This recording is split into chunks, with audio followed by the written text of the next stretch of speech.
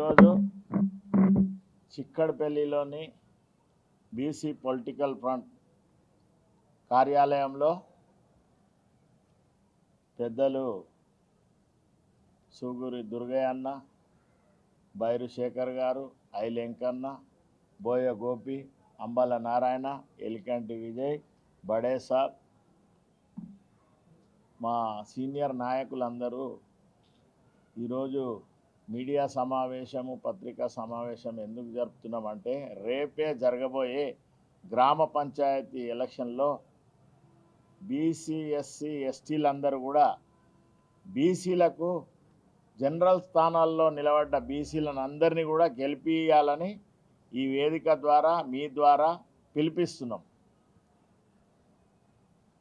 ఎప్పుడైతే కామారెడ్డిలో 42% రిజర్వేషన్ ఇస్తాని మాట తప్పి 17%కే పరిమితం చేసిర్రు ఇక్కడ తెలంగాణలో, మరియు పార్లమెంట్లో చర్చ జరిగే దిశగా 235 మంది పార్లమెంట్ సభ్యులున్నా కూడా ఇండియా కూటమి ఎటువంటి చర్చ జరపడం లేదు. రాహుల్ గాంధీ గారు భారత్ జోడో యాత్రలనేమో ఏం చెప్పిండు, జిత్నా హిస్సేదారి ఉత్నా భాగ్యదారి అన్నాడు.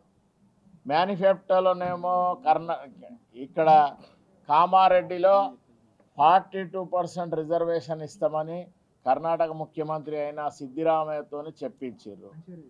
ఇప్పుడు ఎలక్షన్ వచ్చేసరికి ఈ విధంగా బీసీలను అవమానపరిచి మొదలు సామాజిక న్యాయం అన్నారు, ప్రజాపాలన అన్నారు. అటువంటిది కనుచూపు మేరకు కూడా కనబడడం లేదు. అందుకే మీ ద్వారా మా బీసీ సోదరులందరినీ కూడా మేము బీసీ పొలిటికల్ ఫ్రంట్ ద్వారా రిక్వెస్ట్ చేస్తున్నాము. మన బీసీ అభ్యర్థులు ఎక్కడ నిలబడ్డా కూడా వాళ్ళను గెలిపించాలని మీ ద్వారా మళ్ళా మేమందరం కూడా రిక్వెస్ట్ చేస్తున్నాము, వేడుకుంటున్నాము. ఎందుకంటే మన ఐకమత్యం ఏందో తెలంగాణ రాష్ట్రంలో బడుగు బలహీన వర్గాలందరికీ తెలవాలి. అందుగురించే ఈ సమావేశం. ఇంకో విషయం ఏంటంటే చెప్పేటప్పుడేమో చెప్తున్నారు బీజేపీ పార్టీ, అసెంబ్లీ వరకు వస్తేనేమో మద్దతు తెలుపుతున్నారు. అక్కడ గవర్నర్ గారి దగ్గర, రాష్ట్రపతి గారి దగ్గర బిల్లు పెండింగ్ పెట్టారు.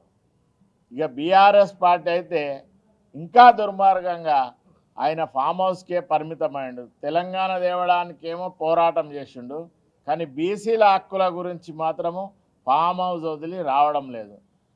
ఆయన రావాలే, బీసీల పెద్దన్నగా పోరాటం చేయాలని ఈ బీసీ పొలిటికల్ ఫ్రంట్ మేము ఆయనను రిక్వెస్ట్ చేస్తున్నాము, డిమాండ్ చేస్తున్నాము అన్ని విధాల. ఎందుకంటే తెలంగాణ రాష్ట్రం తెచ్చిన కేసీఆర్ ఈ విధంగా ఫామ్ హౌస్కు పరిమితం కావడము ఎంత దుర్మార్గమైన చర్య. ఇక కాంగ్రెస్ ప్రభుత్వం అయితే ప్రభుత్వం రాకముందుకు ఒక మాట, వచ్చినాక బీసీలను నిండా ముంచింది. ముందు మండల పరిషత్ ఎలక్షన్లు, జిల్లా పరిషత్ ఎలక్షన్లు జరగబోతున్నాయి. వాటిలో కూడా మన బీసీలందరికీ ఏ విధంగా ద్రోహం చేస్తారో ఈ అధికారంలో ఉన్న కాంగ్రెస్ పార్టీ అని బాగా అందరినీ ఆలోచింపజేస్తుంది. అందుకే మీ ద్వారా ఈ డిమాండ్లందరూ మన రాష్ట్రంలో బీసీల ఐకమత్యం ఉండాలి. మొన్ననే చూసిండ్రు కదా, ఒక బీసీ సోదరుడు సాయి ఈశ్వర చారి గారు ఏ విధంగా దుర్మరణము చెందిండో మీ అందరికీ తెలుసు. అట్లా బీసీ సోదరులు ఎవరు చావకుండా మనము నిలిచి పోరాటం చేయాలి, బరిగేసి పోరాటం చేయాలి. అంతేగాని చనిపోవడం అనేది సమస్యకు పరిష్కారం కాదు. మనందరం ఐకమత్యంగా ఉండి సామాజిక న్యాయము మనం, ఎందుకంటే మనమే 90% ఉన్నాం కాబట్టి బీసీ, ఎస్సీ, ఎస్టీ, మైనార్టీలము మన రాజకీయ పోరాటం చేయాలి. ఎందుకంటే అంబేద్కర్ గారు మనకు రాజ్యాంగము రాసి మనకి ఇచ్చిండు. దాన్ని మనం అమలు చేసే విధంగా ఐకమత్యంగా ఉండి పోరాటం చేయాలి. మనము రాజ్యాధికారం సాధించాలి. ఇంకో ముఖ్యమైన విషయం, తెలంగాణ రాష్ట్రంలో ఆంధ్రోళ్ళ విగ్రహాలు పెట్టడము, దాన్ని కూడా మేము నిర్ద్వందంగా ఖండిస్తున్నాం. మన దగ్గర మా నాయకులు ఉన్నారు, గొప్ప గొప్ప పోరాటాలు చేసిన వాళ్ళు ఉన్నారు. చాకల ఐలమ్మ ఉంది, దొడ్డి కొమరయ్య ఉండు, సర్దార్ సర్వాయి పాపన్న ఉండు. వాళ్ళ విగ్రహాలు పెట్టనీకేమో డిలే చేస్తారు, కానీ ఆంధ్రోళ్ళ విగ్రహాలు పెట్టనీకేమో ఎంబడే పోటీవాడి పెట్టిస్తున్నారు. అసలు మాకు అర్థమవుతలేదు ఈ బహుజనులందరికీ కూడా. ఈ ఎక్కడి నుంచో తెచ్చి ఈడబెట్టియడము, వీళ్ళందరి ఆంధ్రోళ్ళ విగ్రహాలకి ఇంకా తావులేదు తెలంగాణలో. అందుకని ఇప్పుడు మన ముఖ్యమంత్రి గారేమో రేజింగ్ గ్లోబల్ సమ్మిట్ గురించి ఇంత టైం ఇస్తున్నాడు, కానీ బీసీల గురించి చెప్పేటప్పుడేమో చెప్తున్నాడు, మేనిఫెస్టోల వరకే పరిమితం చేస్తున్నాడు.